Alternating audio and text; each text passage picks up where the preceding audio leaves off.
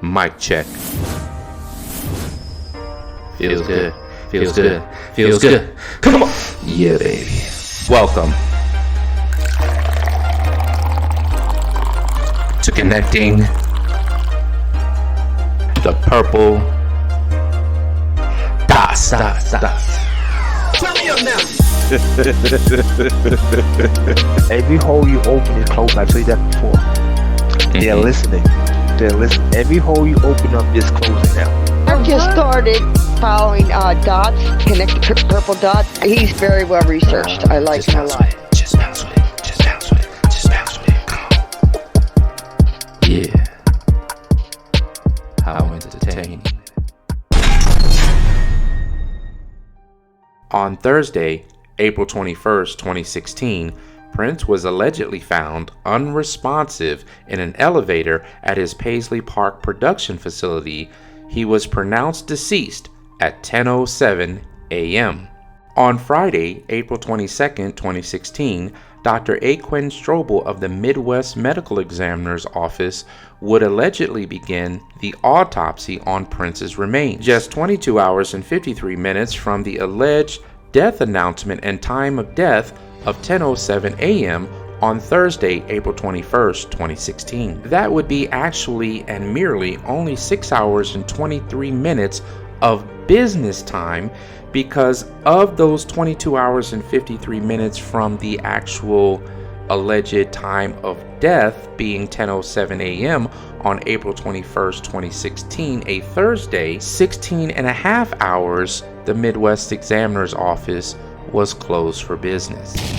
Multiple sources also confirmed to ET that Prince's body has been cremated. Prince's remains have been cremated and their final storage will remain private. Also, and allegedly, Prince was secretly cremated on Friday, April 22nd, 2016. His body was released to his sister Tyka around 1 p.m. About an hour later, the cremation services began. By the close of business, as reported, Prince was cremated. Allegedly. Wow, how quick and fast was that? The mystery over Prince's multi-million-dollar estate.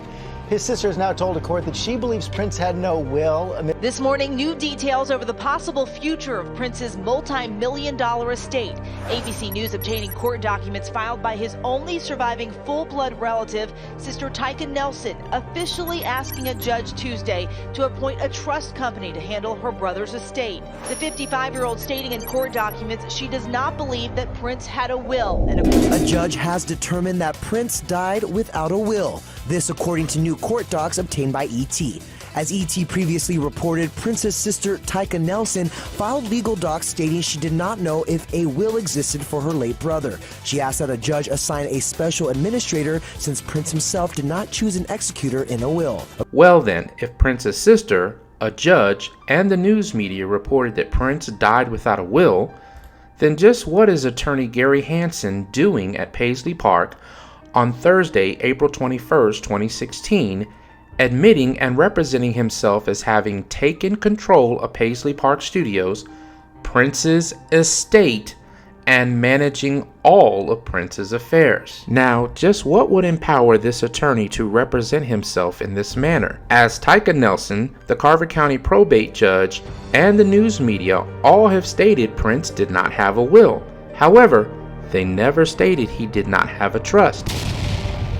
And with the alleged sizable assets left behind in Prince's estate, he wouldn't need a will, and any attorney would certainly recommend some form of trust.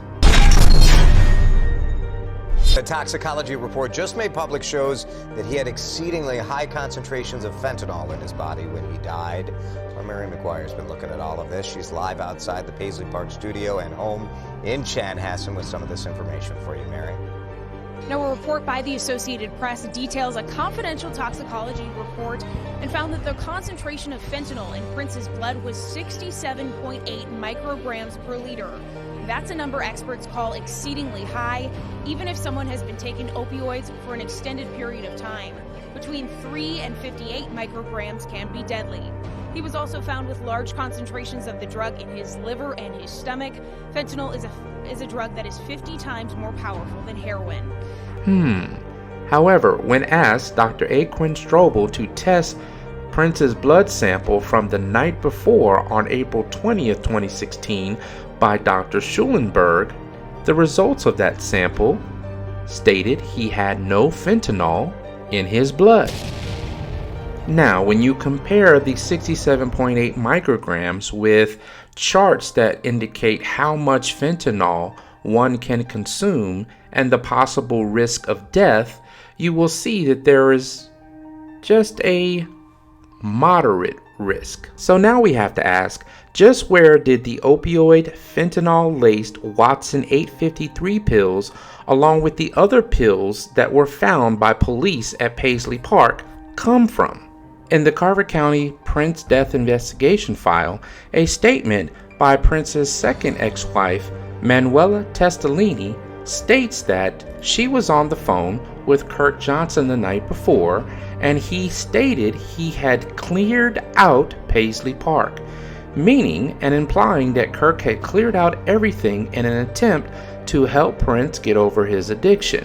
And Kirk told her that he didn't believe there was anything left for Prince to get, that Kirk cleaned out Paisley Park.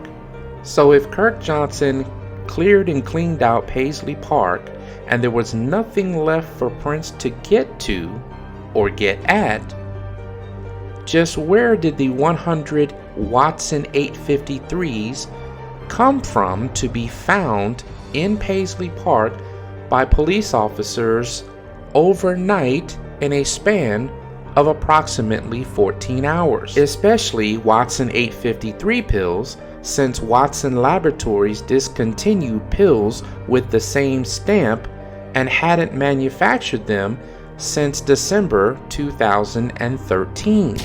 Perhaps, and maybe, it is not without reasonable, logical suspicion that these pills, these Watson 853s, came from the backpack of Andrew Kornfeld, the son of Dr. Kornfeld, who runs Recovery Without Walls there in San Francisco, California. You see, Andrew had a backpack filled with controlled substances that were not his, nor did he have a prescription for, and as he states in his statement, they were just in his medicine cabinet, and he flew across state lines with controlled substances from California to Minnesota.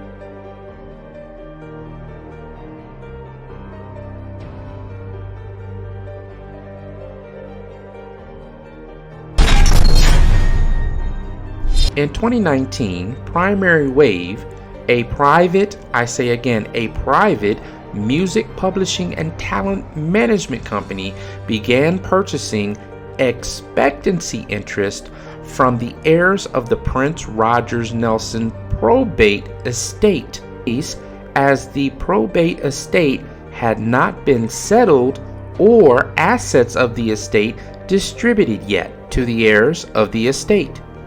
Expectancy interest is defined as a future interest in property that is expected but not vested because the event that will result in transfer of the property has not yet happened. So what is the difference between vested rights versus mere expectancy interest?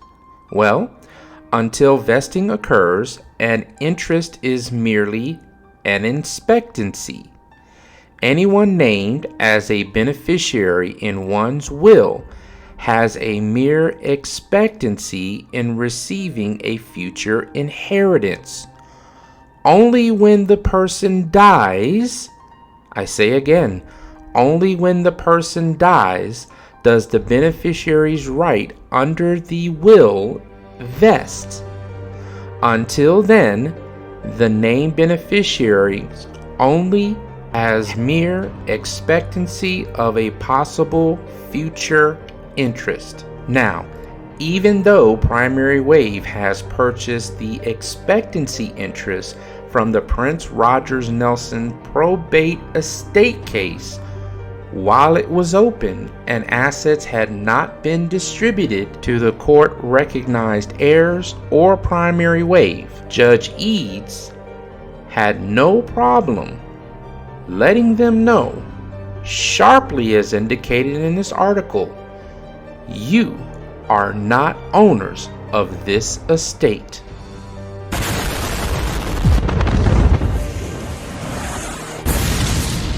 Thank you for watching Connecting the Purple Dots.